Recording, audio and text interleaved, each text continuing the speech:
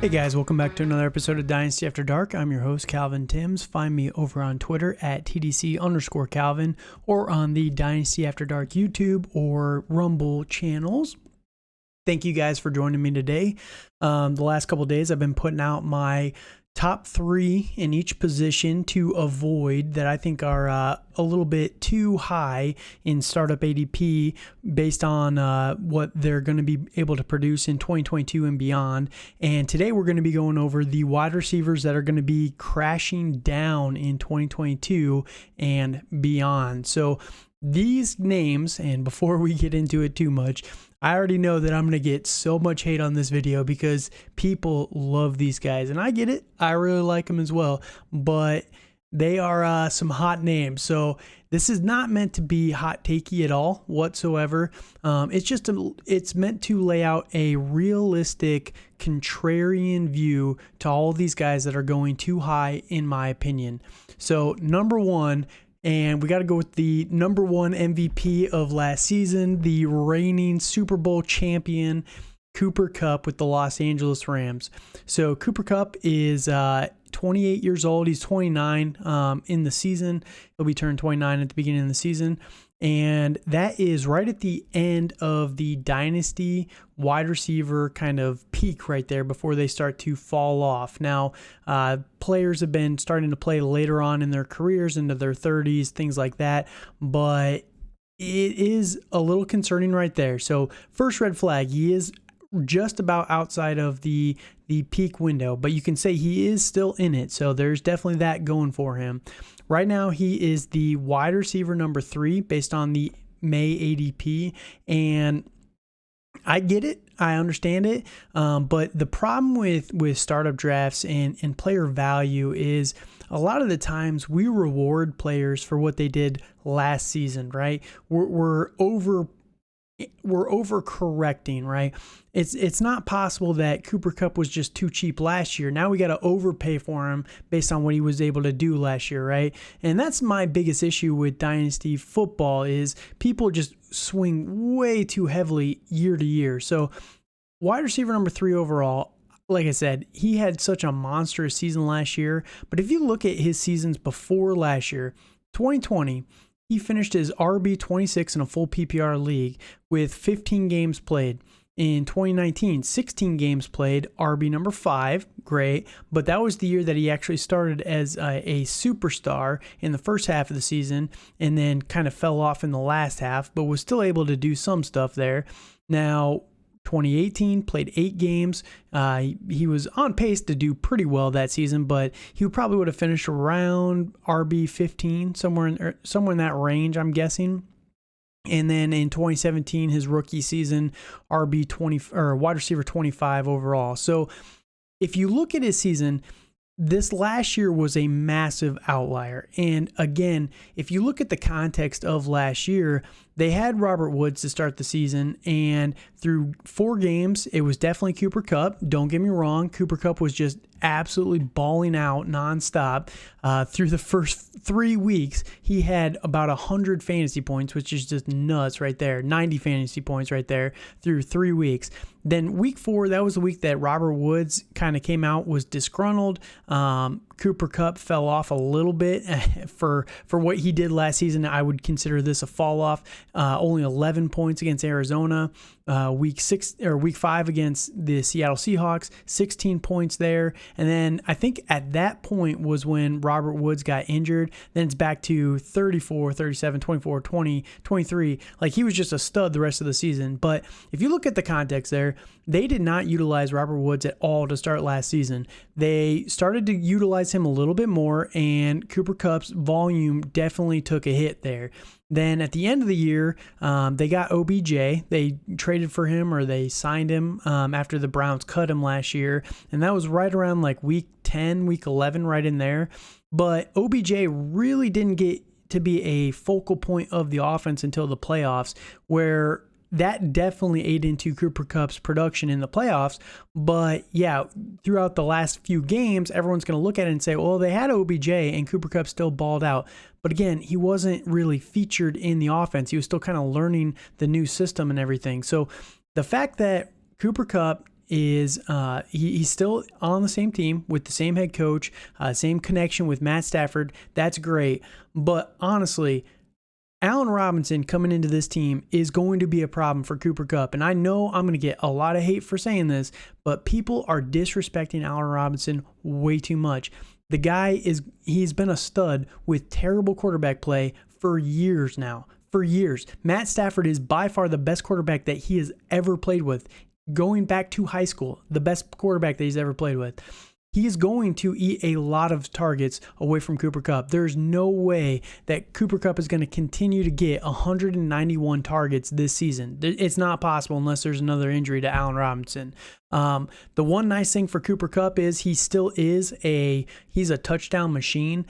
His whole career, other than his rookie season, he always is on pace for double-digit touchdowns. The outlier is 2020, where he only had 3 touchdowns for the whole year. But yeah, it's just we got to be realistic here. And I really like Cooper Kupp, but if you own Cooper Kupp, sell him now. Wide receiver number 3 in a Dynasty startup for a 29-year-old wide receiver is nuts to me. Like, again, I like what he did. He was so good last year, but we can't reward him this year for what he was able to do last year. So that's number 1. I already know, like I said, I'm going to get so much hate for this video, but rolling right into number 2 here, we got Deebo Samuel. So Deebo Samuel, 26-year-old wide receiver number 7 in the ADP. Last year, very, very good season. Finished as the PPR number 3, and he just balled out last year. And I was so happy for him. I love Deebo Samuel, and this is gonna come off as hating, right? Because I love Deebo Samuel. If I love him so much, why do I have him as a wide receiver to be worried about in 2022 and beyond? Well, last year specifically, he had so many carries, and I don't actually have it pulled up in front of me. Sleeper is letting me down here. They're not telling me all the stats from last season. They're just telling me the receiving stats here. But the problem with Deebo Samuel is, if you look at just his receiving numbers, he was very, very good. He would have been a top 10 guy, but it was the rushing yards that really put him over the top last year. Deebo Samuel had 120 targets and 77 catches last year. He finished as wide receiver number 3 in PPR scoring, right? You look at Cooper Kupp, who finishes number one. He had 191 targets, 71 more targets, almost double the catches as Deebo Samuel, and double the touchdowns, and about the same yardage. So from a yardage perspective, explosiveness standpoint, Deebo Samuel is still one of the best in the league. He is so good in that aspect. The problem is he has already come out and complained about his usage in the running game. They did not pay him. He's on a rookie contract, first off. He wants a new contract. He wants traded from the Niners long term. I think he's going to play for him this year without too much of an issue. But he's already come out and complained that if he's not going to get paid for all the rushing usage, he doesn't want to do it. So if you take out that rushing yardage and the rushing usage away from Deebo Samuel this year, and let's say you put it on someone like Trey Lance for a bulk of it in the running backs there, maybe even Brandon Ayuk takes a little bit of an uptick there. I don't know if Deebo's going to be able to return on his wide receiver 7 total value that he's going for right now. And again, I love Deebo Samuel. Don't get me wrong. He was one of my guys last year because everyone was out on him because he missed 9 games in 2020 because he was injured for half the season. But Deebo is a monster, right? He averaged 18.25 yards per catch, which is just crazy, right? That is so good. He was so good after the catch. It just really helped every single catch there. But yeah, the problem with Deebo, again, I just think that if the rushing usage comes down, that's going to hurt him. And then why am I worried about him long term? If he really does want to leave the Niners, right? Let's say he goes somewhere. He wants to go somewhere closer to home. I think he's from the Georgia area, if I remember right. Let's say he goes somewhere like Carolina Panthers. There's no way that they're going to be able to utilize him like Kyle Shanahan uses him in this offense. So there's definitely an issue there where he's with the best head coach that can utilize his skill set perfectly, and they're also going to take away a massive piece of what makes him so valuable for fantasy. So Deebo Samuel is another guy. I appreciate that he's finally getting some respect in dynasty startups, but again, wide receiver number 7 to me is just a little bit too rich for my blood. So again, if it was me personally and I had a share of Deebo, I would be looking to sell him right now. And this isn't like the quarterbacks and the running backs that I listed, if you listen to those ones, where you could maybe buy those guys on the cheap. These are all guys that are selling just astronomically high, and they're not going to be able to return. What you're going to get back in a trade for these guys is going to be more valuable to you, in my opinion, than what they're going to be able to give you this year for fantasy football. So that's just my thoughts. Like, for example, I saw Cooper Kupp get traded with who was it? Jimmy Garoppolo in a league just today. One of my rookie the rookie draft is going on, but Cooper Kupp got traded with Jimmy Garoppolo for Jonathan Taylor. That's how crazy the value on these guys is right now. So definitely be looking to sell them. And that leads me straight into number 3 here. If those two weren't hot enough, T. Higgins, wide receiver number 8. Now, I like T. Higgins quite a bit. He's a third-year player for the Cincinnati Bengals.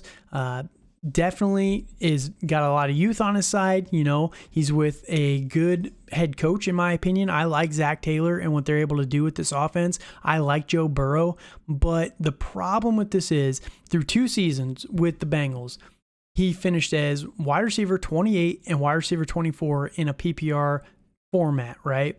He just barely broke 1,000 yards last year. He has not broken 75 catches in a season, and he's averaged 6 touchdowns both seasons. Now, you look at that, and okay, that's great, but then you look at Jamar Chase is always going to be the number 1 on this team.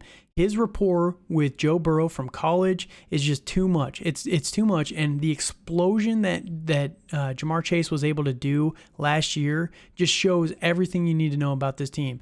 Now, that's not saying that T. Higgins can never be good for fantasy football. I just do not see what world he's going to be able to return wide receiver number 8 overall value right now. I don't think that he's ever really going to, he might be a perennial, like, fringe wide receiver 1, like the 12 to 15 range. That might be where he can live for fantasy football, but he has to break 20 first. He hasn't even broken into the top 20 through 2 seasons. And if you ask, well, he was injured and stuff like that, he played 16 games as a rookie. And again, he's a rookie. Okay, not every rookie is Jamar Chase. Fair.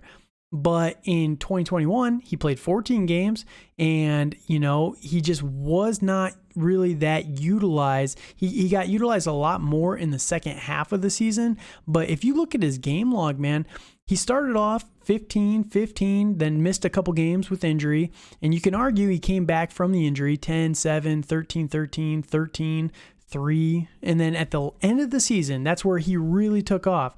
The last couple of weeks, in week 16 against Baltimore, he had 44 points, which is crazy for considering that Jamar Chase the next week would go off for 50 against Kansas City.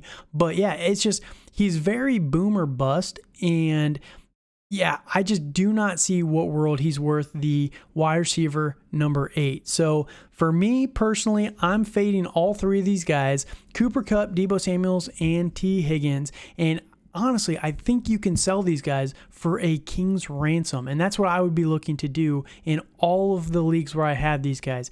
You can get a younger wide receiver and a very good piece with them. Like Cooper Kupp, you could trade him for Allen Robinson and a first, probably. Maybe even like a first and a second. I don't know exactly how people view Allen Robinson. I haven't seen too many trades on him right now. But like, you could trade him, Cooper Kupp, for that trade, and it would just be a definite win because Allen Robinson's going to be very, very good this season. So yeah, I am fading all three of these guys. Please let me know what your thoughts are when you get a chance. You can find me over on Twitter at TDC_Calvin.